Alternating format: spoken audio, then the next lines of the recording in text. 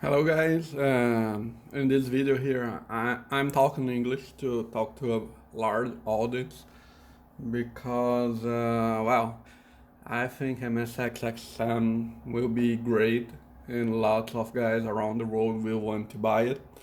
So I do not want to restrict the videos and the audios just for the Brazilian Portuguese speaking audience. Just talking about myself, I'm Oduvaldo, and I'm the guy who did the UNIPI part of the MSX-SM. So, this is my version of MSX-SM. It might not look like the one that Victor Trucco has been showing to you guys, and this is mostly because mine version is a prototype. So early in the project, Victor asked 10 guys if they want to be beta testers, and I was one of the guys who lined up for that. At first, I did not think about doing anything. I just want to restart doing MSX things. But once I got it and I saw that the ESP Wi-Fi part was not still developed, I said, okay, why not try it? So with help from Victor, I start coding the FPGA part of the interface and everything else.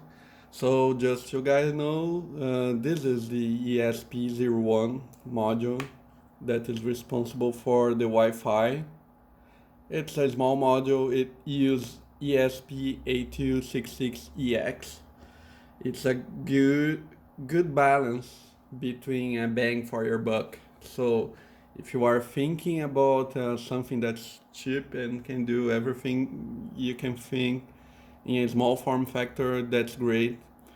It costs a few dollars and it works great. And ESP01, as you can see, it uses just few connections. One of them is VCC, the other is GND, so you can have the power supply for it. And you have TXRX for serial communication, two GPIOs, and that's it. You have a chip select, and that's it. So you cannot do parallel communications with that. You can do only serial communications. If you just get this chip and produce a board on your own, like Javier is doing, Javier Hompe, that is known for his great USB host card for MSX, then you will be able to do it through parallel interface, but that's not the case. But the serial interface is really fast. We are using over 800 kbps, and it's bringing us great performance. So it seems that's feasible. And I will show what I have done so far. Basically, my initial idea was that I wanted to code an UNAPI because, everything that has been done for MSX so far works on UNAPI, and UNAPI is the standard that Konami main Nestor Soriano has left as a legacy. It's a great thing, and he has enhanced it recently. So I think it's something that's going to live for a long time for MSX systems. And why not? So I'm powering up this my MSX-SM. As you can see, it's loading a helper, and then you have my driver, and it find the firmware version 0.6. At the same time, you can see it's using a SNTP client by Konami Man. I just altered it a little bit because there is a small bug where if you get the seconds count, it's a multiple of 60. It will end up trying to set up the MSX clock like 14460, and that's not acceptable. So it should be 14.560 and not 14.5 zero, okay, because it's 6 seconds 1 minute more. So it's just a small fix. I have already told Nestor about that in his GitHub. Hopefully he will update the official tool soon, and while he has not done that, I'm just using this one. He makes the source code free for everything he does, and that's great. So talk again, uh, back again about ESP. ESP comes with AT firmware. It works like a modem where you have AT commands to send it to do the tasks you want to do. And this is not a very efficient protocol. It has a huge overload, and also it's not really nice the way it plays. Like you want to send something, you just need to say, okay, I'm going to send something, and then the firmware says back, okay, you can send that thing, I'm ready, and then you will start sending. Why the heck? Why you just not say, okay, this is a command where I'm sending a few bytes, and this is the amount of bytes. There you go. Those are the bytes. Buffer it. Why not do that? Don't ask me. Ask Expressive. So it's a little bit difficult to work with it through AT firmware. And at the start, if you see there is a video in my YouTube channel with an UNAPI driver made for that AT firmware. The performance was reasonable, not great, but it was reasonable. And I've got a lot of learning doing that, working with interrupts and so on. But then I start to think, okay, this little guy here is more powerful than an MSX. It's an 8 megahertz core, 32 bits, and it's really fast. And why the heck I'm doing all UNIPI stuff inside Z80? That's kind a little bit slow. It's not exactly fast, and I'm just adjusting here a little bit. Okay, so it's not exactly the fastest processor around, and all the buffering control and all the switches. I could do this inside here.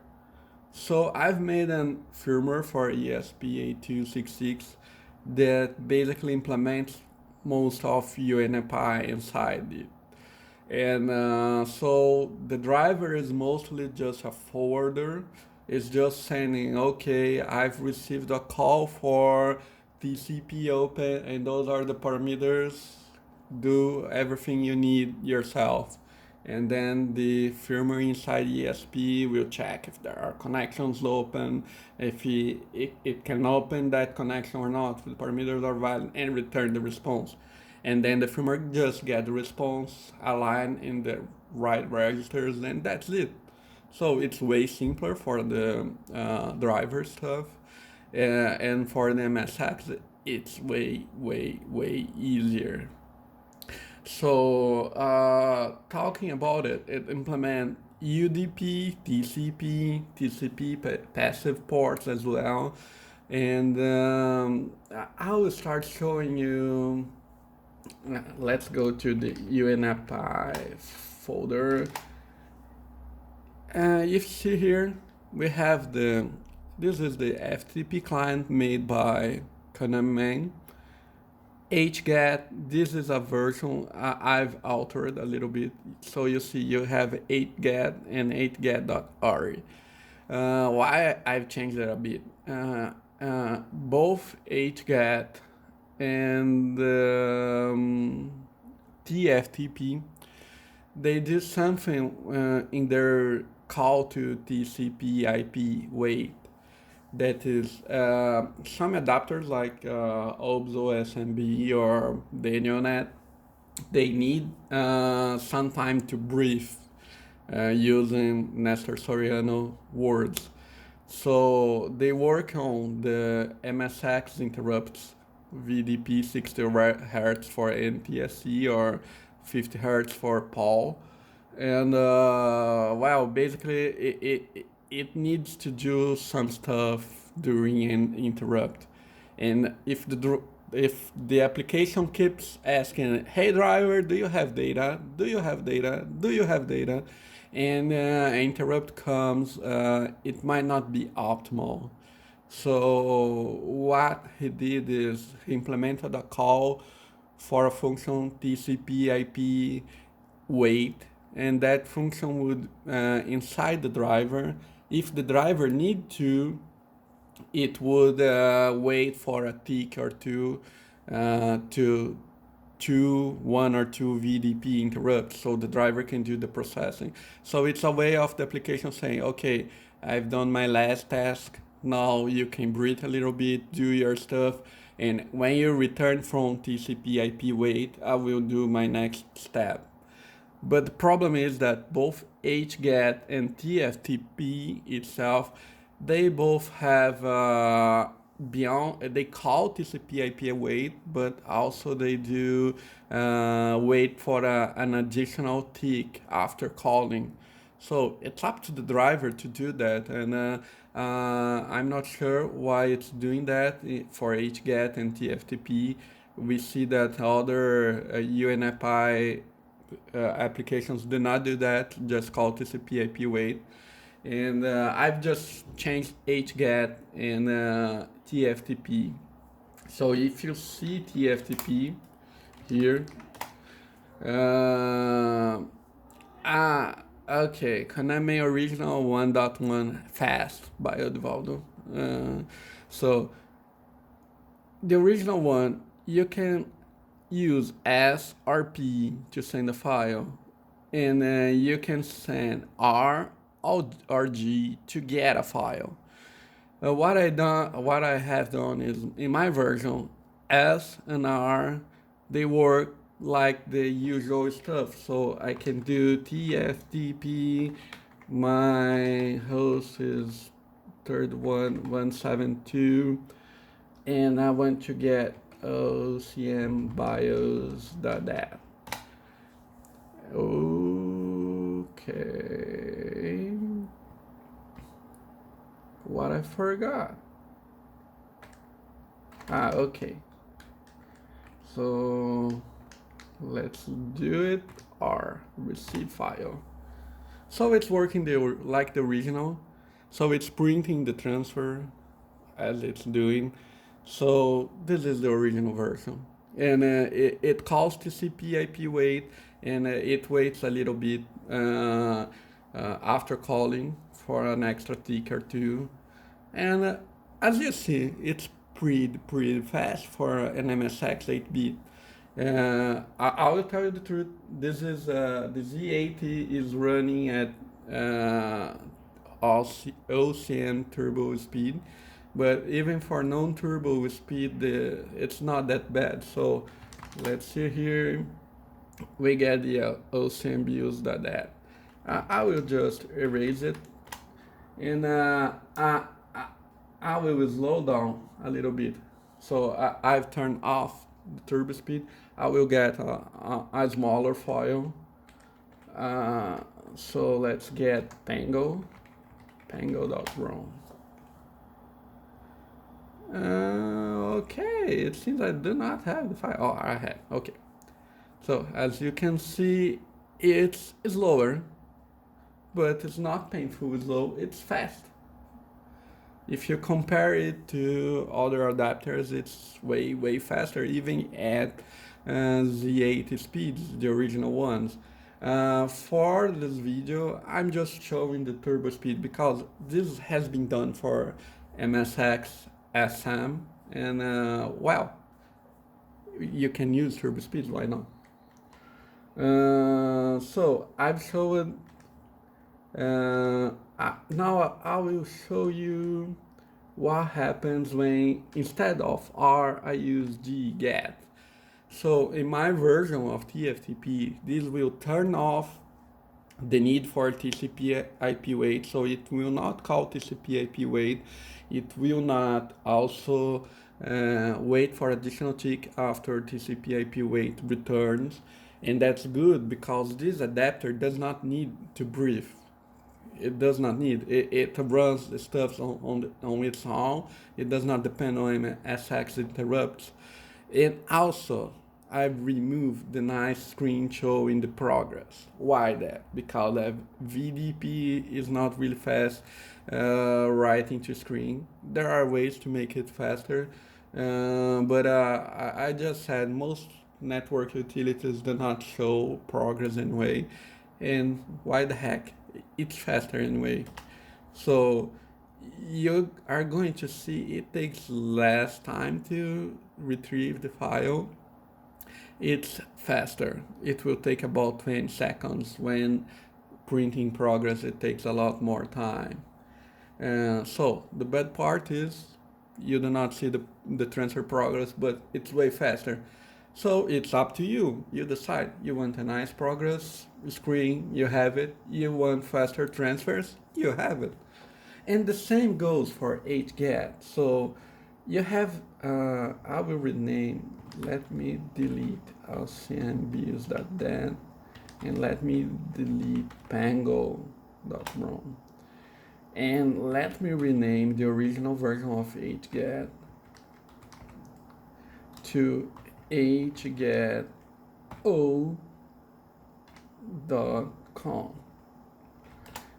And let's get Pango.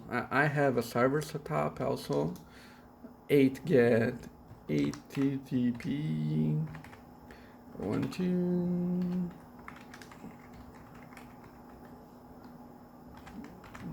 pango.rom, and that's it, right? So you see, the first time it gets stuck a little bit is because it's creating the file. It's a 4 GB SD card. You can see it's not painfully slow, but it's not faster. So I've done my version of 8. Oh, that was my version, sorry. And it you see, now let's use the original one. You can see the transfer is lower a little bit.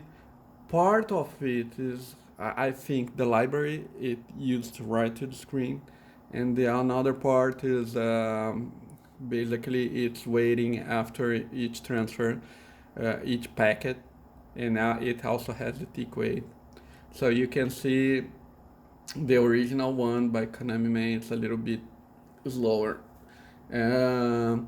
Also, if I get my original one here, it's not my original. So if I get the one I've done, you can use /b, and /b also will turn off the progress indication.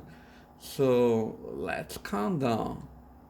Let me delete the file pango.rom. And now let's just the original speed. Let's count. 1, 2, 3, 4, 5, 6, 7, 8, 9, 10, 11, 12, 13, 14, 15. So about 15 seconds. Let's delete the file. And now let's do it. So you use hget with the /b option. Faster won't work all cards. So /b, and let's check. 1, 2, 3, 4, 5, 6. You see, way faster. So I like it. I've done this, and when whoever wants to download those versions, I'll make it available. that will be great because anyone can use and test. I have, and I guess that this is going to have better performance on, for example, GridNet. I've talked to the developer of GridNet. He does not think so. He did not want to test, but if anyone has a GridNet wants to test, that's okay. It should not work fine with ObsoNet or DenioNet because those depend upon TCP weight, TCP IP weight, so I would not use it. So as you can see, this is plain fast. And let's just count down and get a basic idea for a 512 KB file that is awesome. Use.dat, and let's do it the faster way, and let's go. 1, 2, 3, 4, 5, 6, 7, 8, 9, 10, 11. So 11 seconds for a 512K file. This is about 50K, and I think it's a little bit faster than the regular stuff because probably the file already existed. Let me look here. Let me delete the file. This is the raw performance of the adapter, so it's not taking into consideration create the file in a huge 4 gigabyte FAT16 partition, and this is not fast for MSX, we all know. So as you could see, 8 gets working really nice, and also TFTP, and TFTP I can put files as well, and that's a faster way. This is the way I usually transfer files for development. So here I have my driver esp8266.com, and I've made a .bat file where I just TFTP transfer the file from my main PC to MSX, and the file just get. It's fast, it's easier. I do not need to switch cards, and that's really nice. So I've shown you guys TFTP, 8GAT, SNTP. I will show you guys now the Konami main FTP client. So let's enter the test folder. We have a few files here, so we screw it. Yes. So I will connect to one of my servers here, and port 2121. So there you go, user. Oops, bad user. So let's do it again. I think it's this one. Okay. So there we go. You can list the files. For this FTP client, you need to set binary mode. It's not going to set for you, and you can get files and send files. So let's do first get the same 512K file. So get cmbuse.dat, and let's count. 1, 2, 3, 4, 5, 6, 7, 8, 9, 10, 11, 12. 12 seconds, not bad. Fast, not. So if we just hit the FTP server and we see here, there we go. All 512K bytes. And let's do it again. And now this time, oh, wrong user again. Sorry. As you can see, this has not been scripted. So, okay.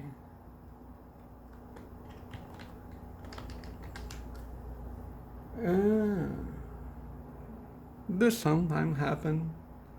So this is one part. The FTP client made by Nestor, it does not have timeouts. So if sometimes the response get lost, or somehow you do not get it for a software crash or something like that, it will get stuck. And this is particular to the Nestor FTP client. Okay. I have to check also why it crashes sometimes for sure. And this is a development in progress. So let's go CD test and let's do it FTP.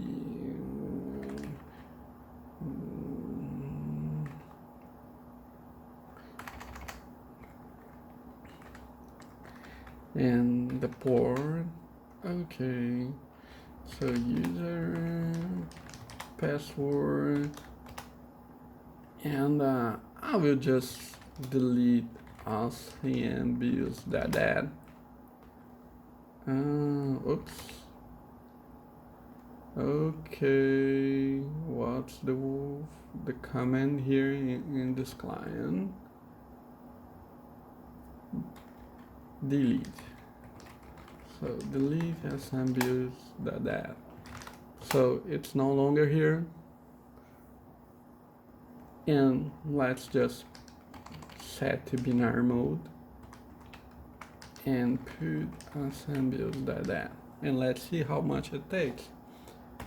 1, 2, 3, 4, 5, 6, 7, 8, 9, 10. Okay, about 10 seconds. Playing fast too. So we can check and see that now smbus.dat is here with all its size. So that's pretty cool, right? It's going pretty fast. And let me quit here. And okay, I'm going to show you the excellent work from Lowtrax. He's known for Sofa Run, and Sofa Run is really nice. And he has made an FTP tool that's really great. That is Sofa FTP. What Sofa FTP does, and let me delete here the file that I'll send you that. Let me show here the ASFTP. So you have Sofa FTP, that is the tool. I've made a get.bat, that is a command just to it's a shortcut. It's faster instead of typing what it does. So type a to get.bat. So basically you have this whole command line using SFTP. I think it's easier to have a bat file. And what it does is you can update folders between your FTP server and your MSX. So my test folder has nothing, and I will just use the tool and you are going to understand. So it's getting all files in my FTP server in the same folder, test. So it goes to the FTP server using this command line, of course. It goes there and gets all files. And this is a 300K file, 128K, 128. This is our test file, 512K. So it's fast. It's faster than a Nestor FTP client. And also it won't get stuck sometimes if the software fails or any failure occurs. Of course, software failures should be fixed. So Anyway, I'm not blaming, it's just an observation. And okay, now we have all the files here, and we can just play Pango, for example.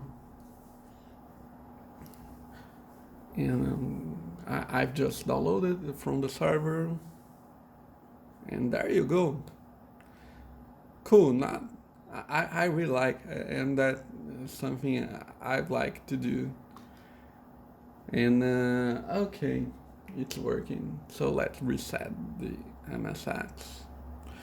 It took a while because it's based on OCM, and OCM you have to long press the reset button to uh, unload the ROM file. So one thing I want to talk is this wait connection too. I've just made it so in my auto.exec.bat file, I want it to get the time automatically, but I did not want the driver to wait until the connection was open. So anyone has the option.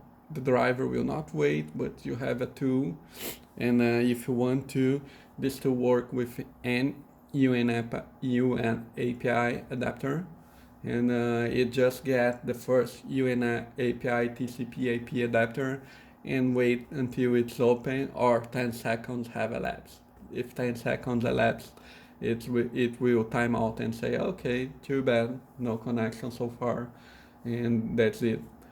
And now let's show the servers. There is also FTP. That's an FTP server. So I'm putting my entire drive here, 8. So there you go. Server started. And let's go to. Okay, I will zoom in, so a little bit of instability here.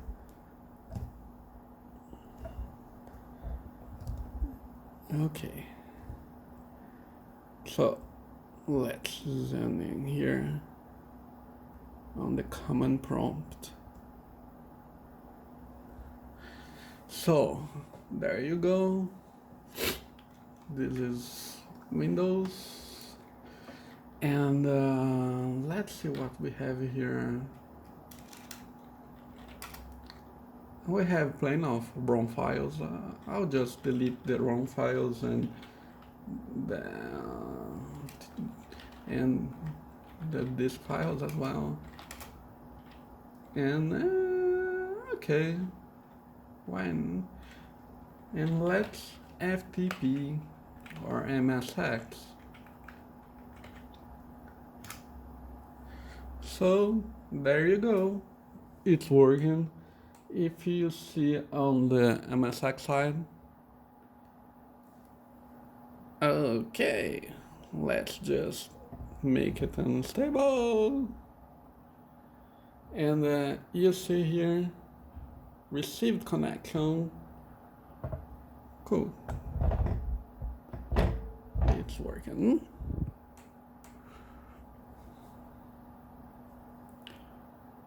So there we go. Cool. So user whatever, this client does not check for user or password, so any combination works, and we can get the list of files and folders, and I can, for instance, enter my homebrew folder, and let's check. Lots of files here, and let's get a 500K file, disk file. So binary get wall. So it's downloading from MSX.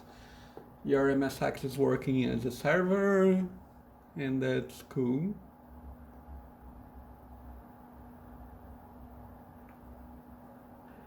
And it's going to take a little bit more, but it's fast.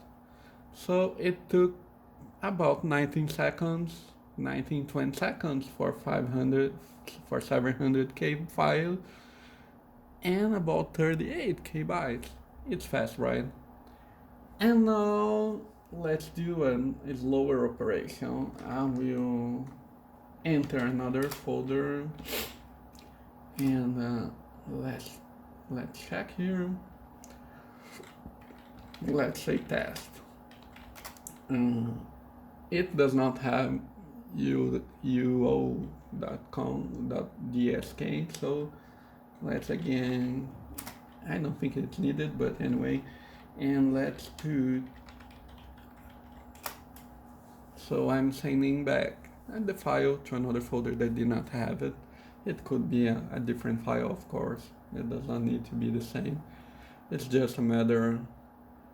So that's cool. I do not need to count. And the count was not exactly. It's just a way to measure things. So about the same speed to upload the file. A little bit slower, but that's fine. And it's playing fast.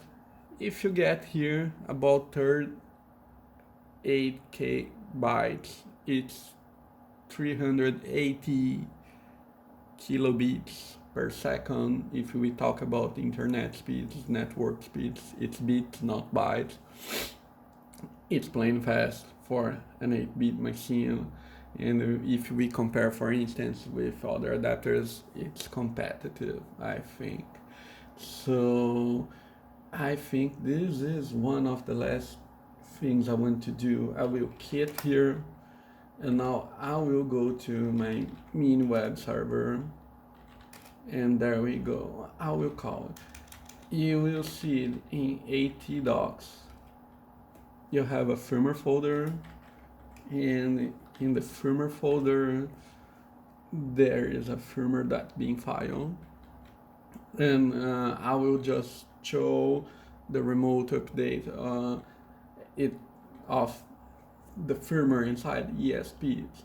Okay, so let's run the min web, and so the server is running, and let's go back to the MSX.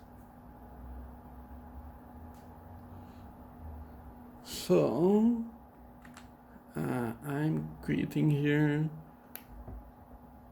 I'm unzooming, and there we go. Okay, cool. So we have this tool I've made using SDCC. Basically, you can scan networks and connect to the one you want to, or you can ask for update, remote update. In the future, I'm going to add a local update through serial communication with DSP, but for the time being, this is what we have. And so let's go. CFD 8266 update file /u. My main web server is in this IP address. The port is 8000 and .firmware.bin.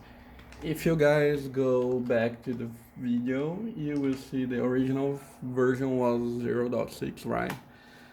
And okay, it has found, and this means that the ESP accepts the command. Since no error has been reported so far, it has downloaded the file, and it's now flashing the file to the flash ROM. It takes some time, and it seems it's now resetted. It will take a while until it can communicate again.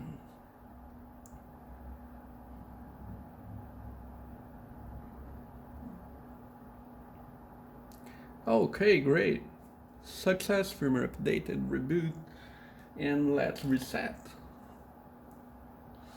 And there we go. version 1, firmware version 0.7, and that's great. And as you can see, also UNFI reports the firmware version, not the driver version, and that's cool because I've done that because basically what matters is the firmware inside the ESP. UNFI is basically implemented inside the firmware. So the first time you load the driver itself will tell its version, but what really matters is this version here, that is the firmware version. So that's it. That's what I want to show. Maybe I'm working on ironing out some of the quirks. Sometimes it happens, but it's working fine so far for me, and that's it. Oops, it's that. Wow.